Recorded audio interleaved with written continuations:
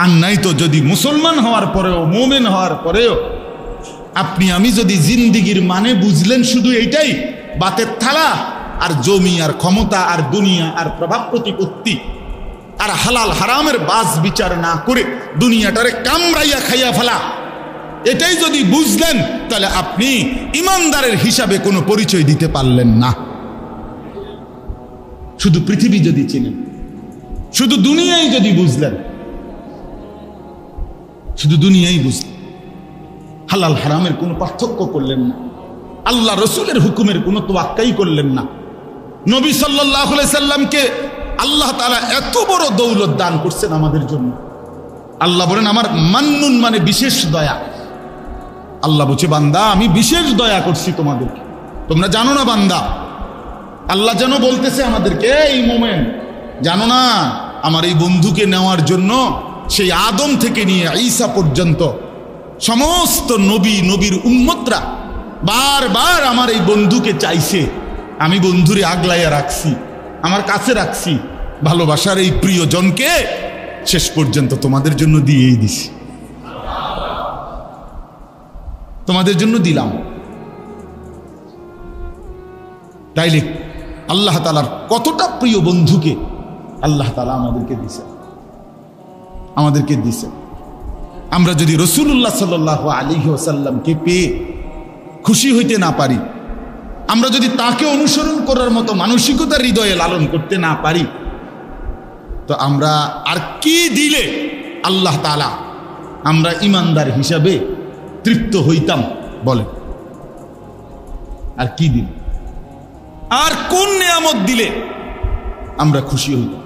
আল্লাহ তাআলা তো নিজে বলছেন আমার ভান্ডারের সবচেয়ে প্রিয়জন। ইব্রাহিম বলছে আমি দোয়া কবুলও করছি আর তোমাদেরকে শুনাইতেছি ইমানদার, আমি আমার ভান্ডারের সর্বশ্রেষ্ঠ নিয়ামত আমার বন্ধু তোমাদেরকে দিলাম, তোমাদেরকে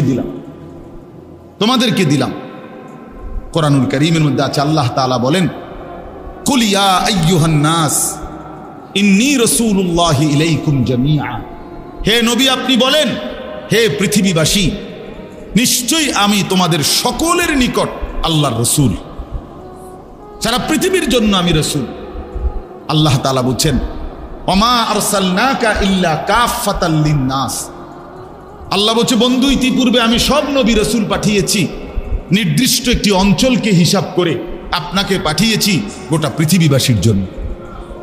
তাহলে আগের সব নবী নির্দিষ্ট কওমের জন্য ছিল, আমাদের নবী সাল্লাল্লাহু আলাইহি ওয়াসাল্লাম সারা আলমের জন্য, সারা পৃথিবীর জন্য। আল্লাহ তাআলা বলছেন বন্ধু যত কিছুর রব আমি আল্লাহ, তত কিছুর রহমত আপনি মুহাম্মাদুর রাসূলুল্লাহ সাল্লাল্লাহু আলাইহি ওয়াসাল্লাম। আমি রব্বুল আলামিন, আপনি রাহমাতুল লিল আলামিন। একই শব্দ ব্যবহার করছে, আমি রব্বুল আলামিন, আপনি রাহমাতুল লিল আলামিন। তাহলে আল্লাহ তাআলা নবী সাল্লাল্লাহু আলাইহি ওয়াসাল্লামের কি পরিমাণ মর্যাদা কোরআন শরীফে উল্লেখ করছে। ওয়া রাফা'না লাকা যিকরাক, আল্লাহ তাআলা বলেন বন্ধু নবী সমস্ত কিছুর ঊর্ধ্বে, সমস্ত সৃষ্টির উপরে আমি আল্লাহ আপনার মর্যাদা, আপনার সম্মান সবকিছুর ঊর্ধ্বে তুলে দিয়েছি। আপনি আন্দাজ করেন এত বড় রসুল, এত বড় নবী, এত শ্রেষ্ঠতম মর্যাদাবান নবী, এত দিকে দুনিয়ার মধ্যেও আল্লাহ তাআলা নবীজির এত সম্মান দিছেন। আখিরাতে হাসরের ময়দানের জন্য নবীজির অনেক মর্যাদা আল্লাহ ঘোষণা করছেন। নবীজি এগুলো বলছেন, আনা সাইয়্যিদ, নবীজি বলছে আমি আদম সন্তানের মধ্যে সর্বশ্রেষ্ঠ। নবীজি সাল্লাল্লাহু আলাইহি সাল্লাম বলছেন আনা আউয়ালু মান ইয়ানশাক্কু আনহুল কবর, সর্বপ্রথম কবর থেকে যাকে তোলা হবে সে আমি মুহাম্মদ। আনা আউয়ালু শাফিঈন, সর্বপ্রথম হাসরের ময়দানে যিনি আল্লাহর সামনে সুপারিশ করবে সেটা আমি মুহাম্মদ। আনা আউয়ালু মুশাফফাঈন, সর্বপ্রথম আল্লাহ তাআলা যার সুপারিশ গ্রহণ করবেন সে আমি মুহাম্মদ। আনা আউয়ালু মান ইয়াকরাউ বাবাল জান্নাহ, সর্বপ্রথম জান্নাতের দরজার কড়া নাড়বে যে আমি মুহাম্মদ।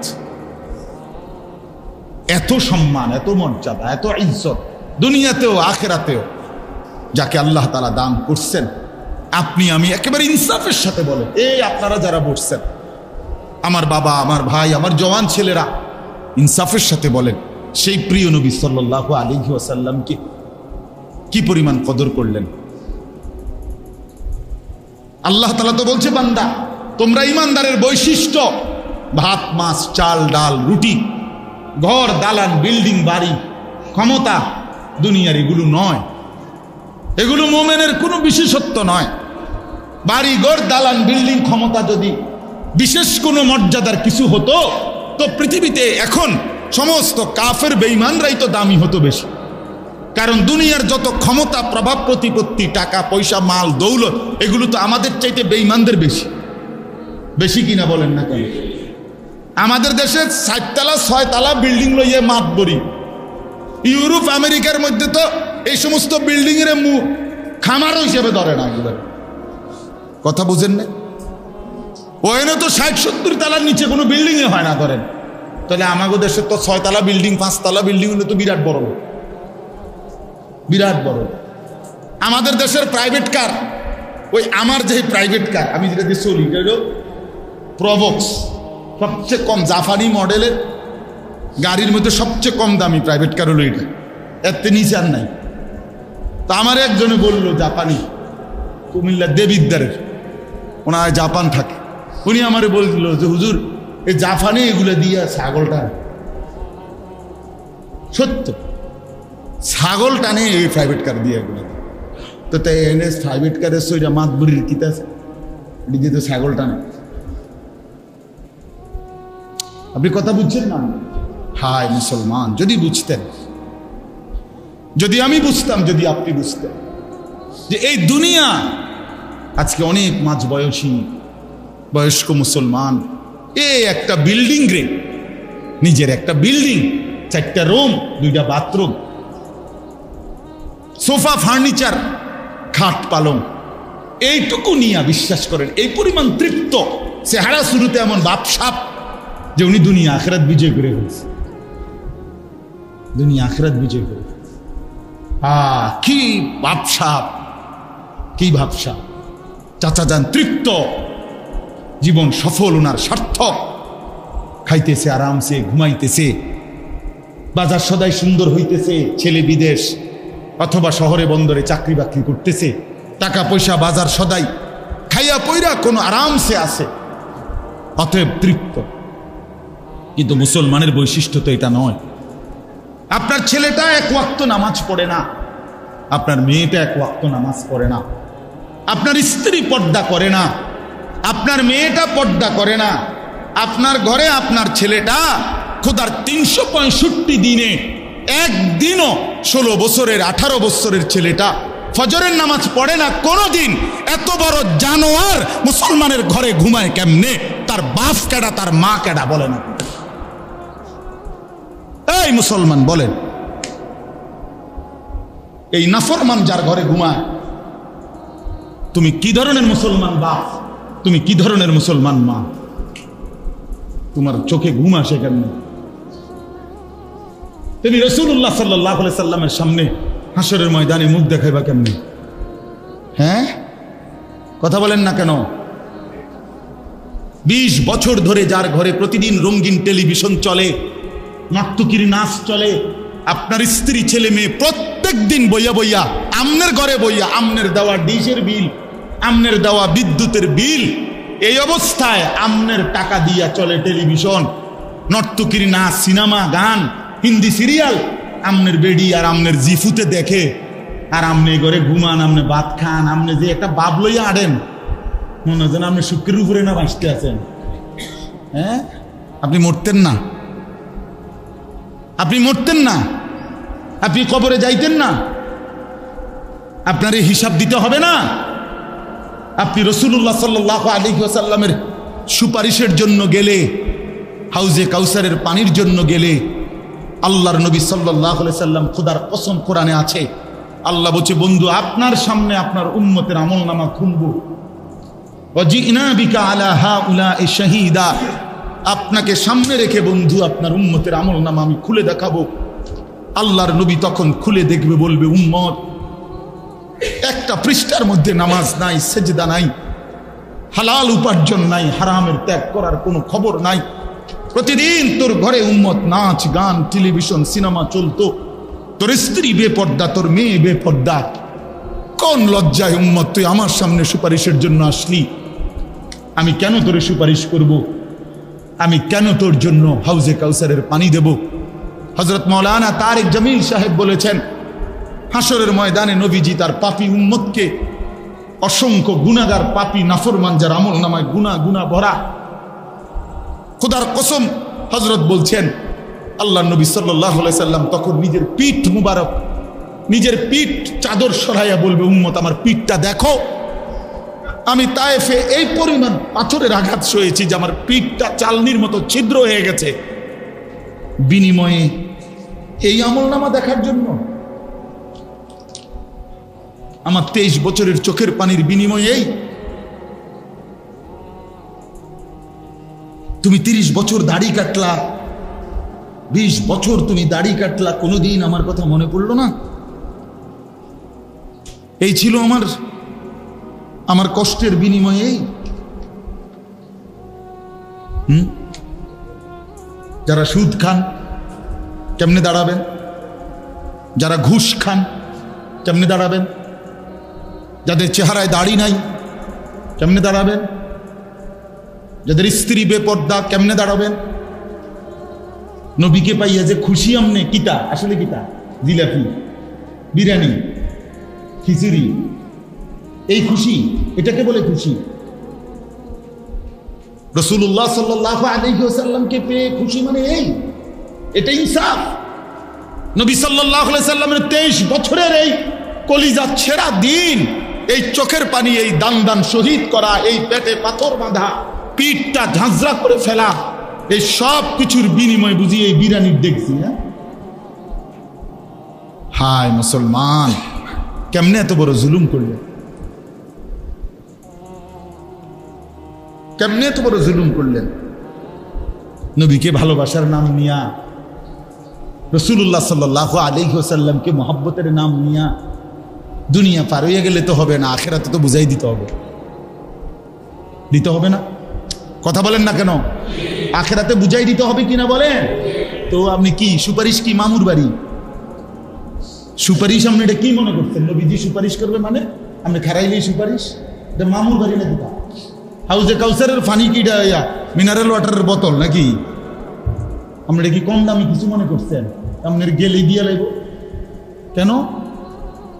হ্যাঁ, 60 বছর পর্যন্ত বিড়ি সিগারেটের বদভ্যাস ছাড়তে পারেন নাই, এই দুর্গন্ধওয়ালা মুখ নিয়া, বিড়ি সিগারেটের এই গন্ধওয়ালা মুখ নিয়া রাসূলুল্লাহ সাল্লাল্লাহু আলাইহি সাল্লামের সামনে কেমনে দাঁড়াবেন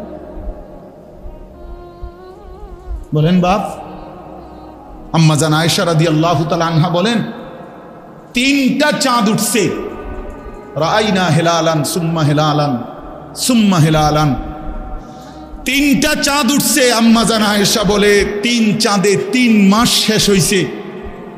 খোদার কসম, আম্মা জান আয়েশা বলে আমরা 9 জন বিবি ছিলাম নবীর ঘরে, 9 জন স্ত্রীর একটি বিবির ঘরে এই গোটা 3 মাস লাগাতার মা আওকাদাত ফি আবিয়াতে রাসূলিল্লাহ নারুন, রাসূলের একজন বিবির ঘরের চুলায় আগুন জ্বলে না। 3 মাস, কসম আল্লাহ। আম্মা জান আয়েশা নবীর স্ত্রী না? তিনি বলছে 3 মাসে কোনোদিন চুলায় রান্না করা খাবার আমরা খাই না। হযরত উরওয়া, ওনার বোনফুত, আয়েশা রাদিয়াল্লাহু তাআলা আনহার বোনফুতের নাম ছিল উরওয়া, উরওয়া ইবনে জুবায়ের। উনি জিজ্ঞাসা করছে, আম্মা মানে খালাম্মা তো আম্মাই তো, মা বাঁচলেন কেমন করে, কি খাইলেন? বলছে আত্তামারু আল মা, খেজুর এবং পানি। এভাবেই 3 মাস, এভাবেই সকাল, এভাবেই দুপুর, এভাবেই বিকাল, এভাবেই শনিবার, এভাবেই রবিবার, এভাবেই সোমবার।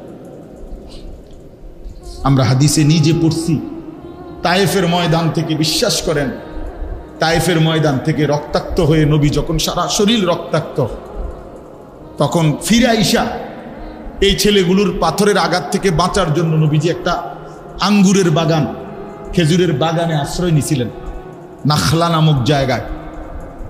তো রাত্রি গভীরে, ছেলেগুলো তো চলে গেছে, রাত গভীরে আল্লাহ নবী সাল্লাল্লাহু আলাইহি সাল্লাম একবার আমরা নিজে পড়ছি হাদিসের মধ্যে, নবীজি রাত্রিবেলা আল্লাহ তাআলার কাছে হাত তুলে রক্ত মাখা দেহ নিয়া এমন একটা দোয়া করছেন, এমন কাঁদছেন। এই দোয়ার মধ্যে লম্বা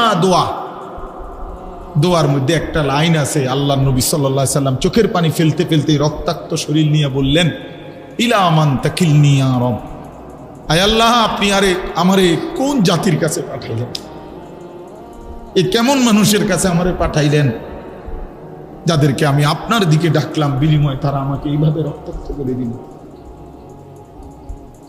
ইলা বাঈদিন ইয়াতাজাহামুনি, আপনি কি আমাকে এমন অপরিচিতর কাছে পাঠালেন যারা আমাকে কোনো মূল্যায়ন করলো না?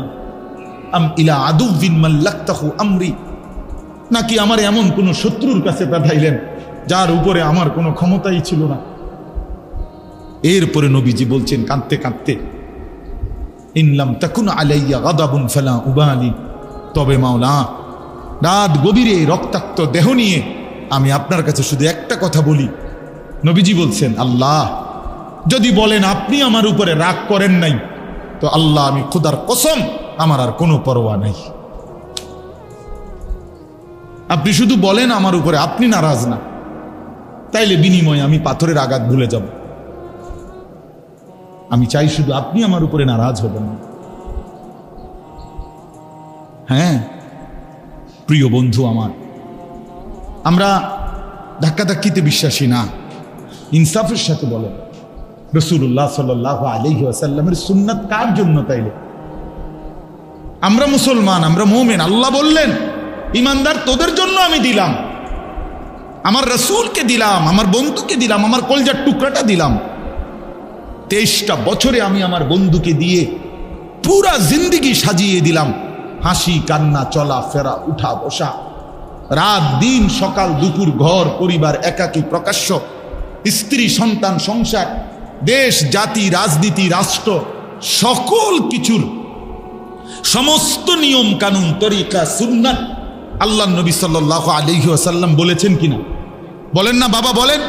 আমি আর দেরি করবো না বেশিক্ষণ, বলেন বলছি কিনা বলেন। নবীজি সাল্লাল্লাহু আলাইহি ওয়াসাল্লাম শিখান নাই, বুঝান নাই, ক্লিয়ার করে জান নাই, এমন বিষয় কোনটা? কথা বলেন না কেন? কোনটা? কোন বিষয় পৃথিবীতে 1450 বছরে, আজকে 1500 বছরের ভিতরে পৃথিবীতে কেউ প্রমাণ করতে পারছে যে মুহাম্মদ এই বিষয়ে কিছু বলে নাই সাল্লাল্লাহু আলাইহি ওয়াসাল্লাম? কি সেই বিষয়টা? কোন বিষয়ে দিক নির্দেশনা নাই? টয়লেট বাথরুমে পর্যন্ত উম্মত কেমনে ঢুকবো, সরওয়ারে দু আলম নবী সাল্লাল্লাহু আলাইহি ওয়াসাল্লাম তা শিখাই গেছেন কিনা? মদিনার ইহুদিরা বলতো, মদিনার ইহুদিরা সাহাবীদেরকে টিটকারি করতো, দেখ বেটা এত বড় নবী বলে তোদের এটি কিতা শিখায়?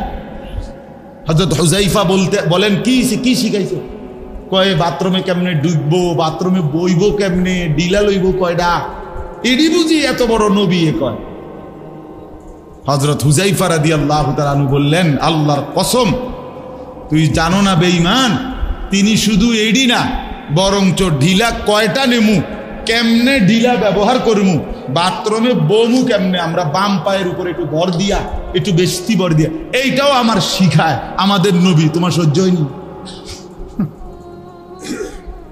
মানে উনি আরো এটারে কি করছেন, গর্বের সাথে বলছেন যে হ্যাঁ তিনি শিখায় আমাদেরকে, একটি বিষয় তিনি বলা ছাড়া, শেখানো ছাড়া আমাদের জন্য ছেড়ে দেয় নাই। এইটা তোমরা আইডিয়া করে নিও, এমন বিষয় কোনটা? বলেন না বাবা, চাচা বলেন, কথাটা আমার বুঝেন নাই?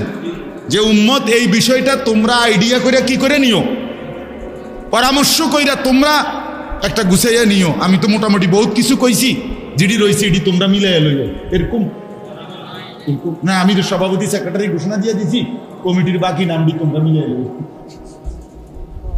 এমন তো। রাসূলুল্লাহ সাল্লাল্লাহু আলাইহি ওয়াসাল্লাম বলছেন, তারাকতুকুম মুহাজ্জাতান বাইদা, উম্মত আমি তোমাদেরকে ধবধবে আলোকিত দিন, সকালবেলার সূর্য যখন পূর্ণ উঠে, যখন আকাশের মধ্যে এক ফোঁটা মেঘ নাই, কুয়াশা নাই, এরকম পরিষ্কার ফকফকা আলোকিত দিনের উপরে রসুল বলেন আমি তোমাদেরকে রেখে গেলাম, যেখানে এক ফোঁটা মেঘের চিহ্ন নাই, মানে অস্পষ্টতা বলতে কিছু, লাইলুহা কানাহারিহা।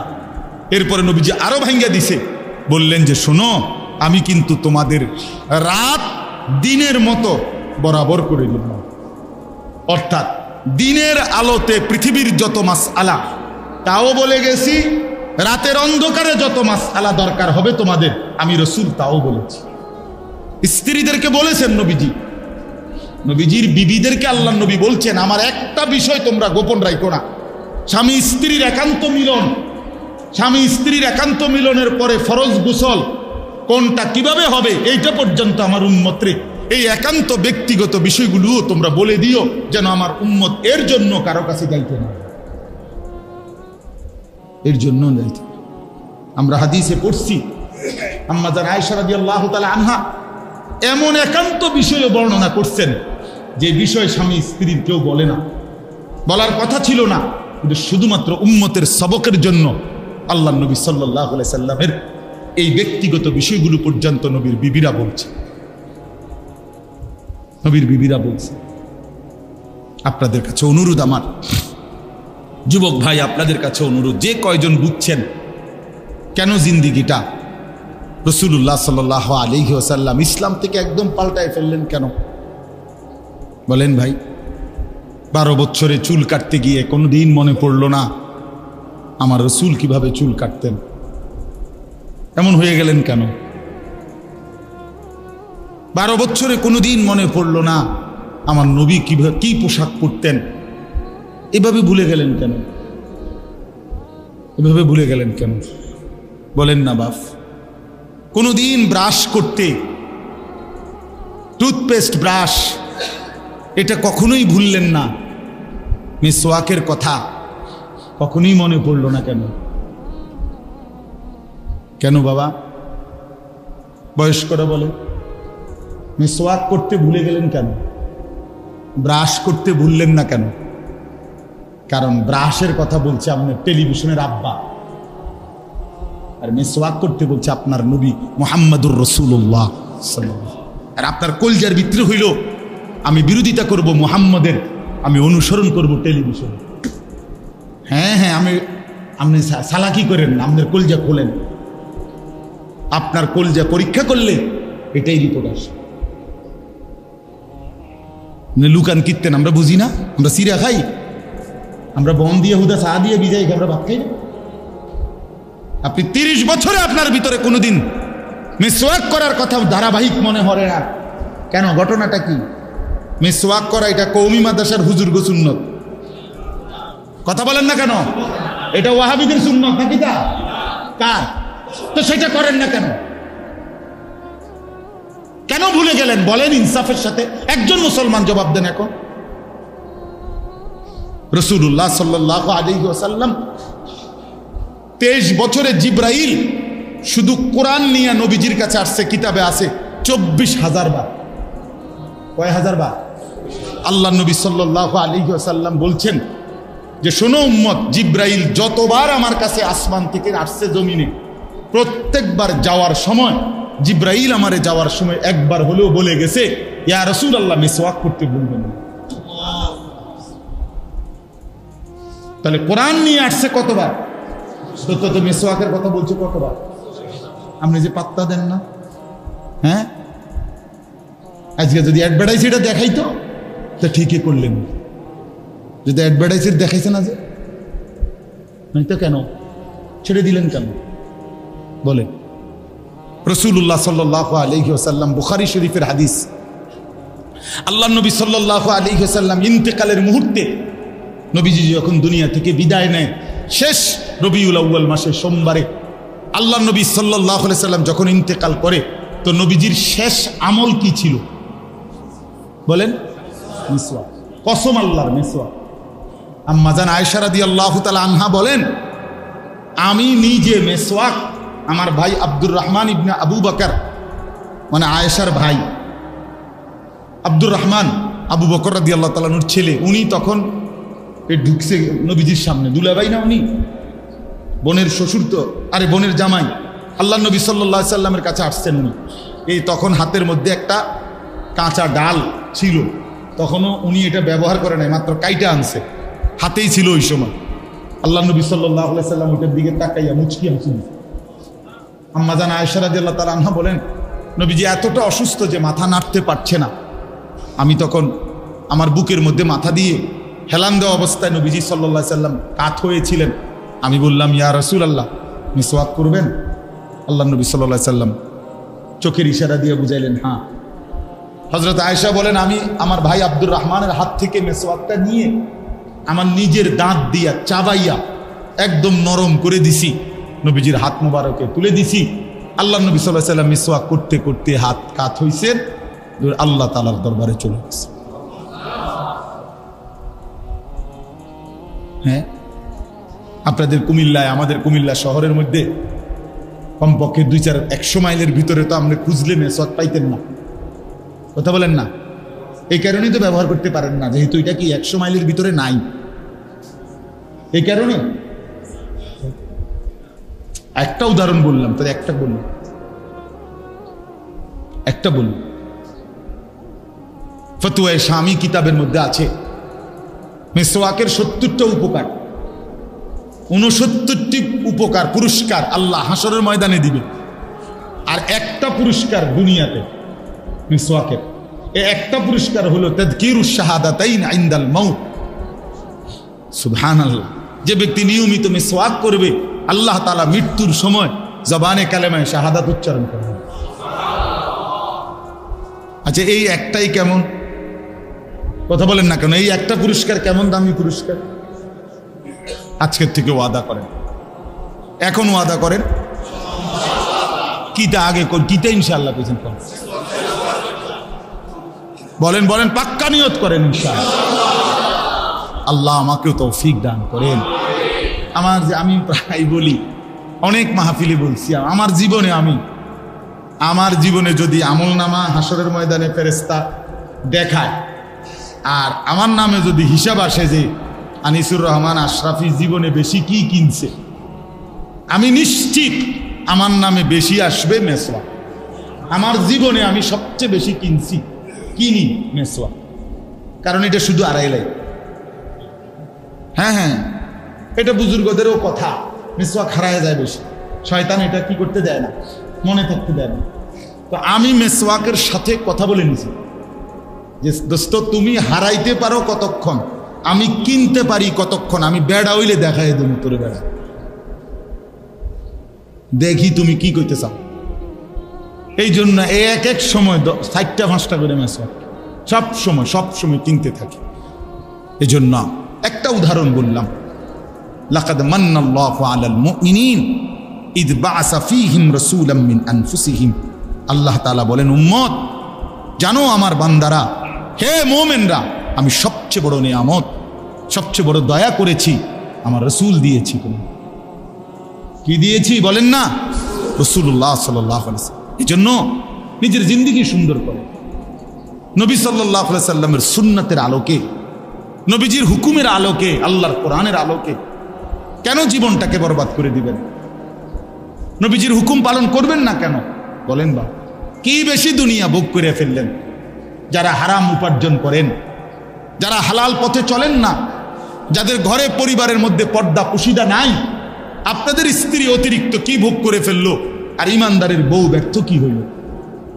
পর্দানশীল নারী কি পাইল না, আর বেপর্দা নারী অতিরিক্ত কি পাইল? কথা বলে, কি বেশি কি পাইছে বুড়ি?